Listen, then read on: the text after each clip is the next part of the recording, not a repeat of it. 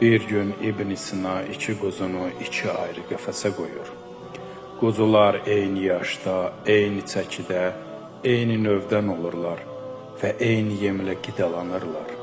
Bir sözlə bütün şərtlər bərabər olur. Ancaq qəfəslərin birinin yanında bir canavar qəfəsi olur və quzulardan yalnız biri o canavarı görə bilir. Aylar sonra canavarı görən quzu arıqlayır, halsız və zəif olduğu üçün ölür. Canavar quzuya heç nə etməsə də, quzu qorxu və stressdən əziyyət çəkib ölür.